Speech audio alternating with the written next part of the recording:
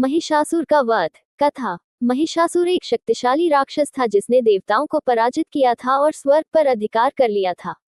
वह एक महापराक्रमी राक्षस था जिसने अपनी शक्ति और बल के बल पर देवताओं को परेशान किया था। महिषासुर ने देवताओं के राजा इंद्र को पराजित किया था और स्वर्ग के सिंहासन पर बैठ गया था।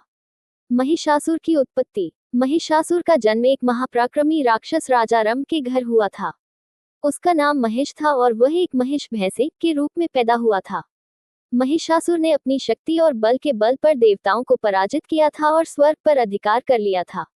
महिषासुर की शक्ति और बल। महिषासुर एक बहुत ही शक्तिशाली राक्षस था।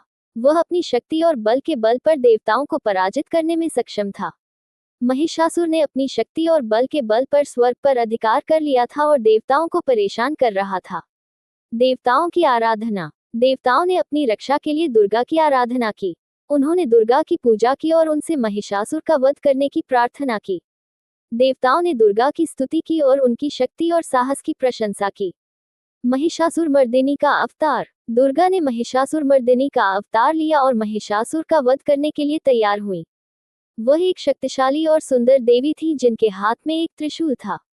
महिषासुर मर्दिनी ने महिषासुर को युद्ध के लिए ललकारा और दोनों के बीच एक भयंकर युद्ध हुआ। युद्ध का वर्णन। महिषासुर और महिषासुर मर्दिनी के बीच युद्ध बहुत ही भयंकर था। दोनों ने एक दूसरे पर प्रहार किया और युद्ध के मैदान में अपनी शक्ति और बल का प्रदर्शन किया। महिषासुर ने अपनी शक्ति और बल के बल पर महिषासुर मर्दिनी पर प्रहार किया, लेकिन महिषासुर मर्दिनी ने अपनी शक्ति और साहस के बल पर महिषासुर को पराजित किया।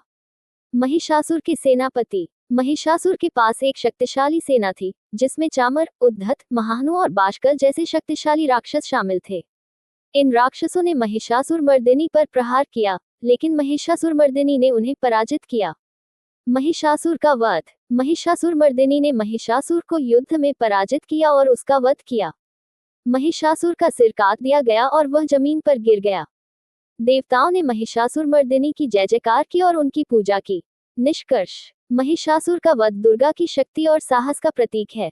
ये कथा देवताओं की विजय और राक्षसों की पराजय की कहानी है।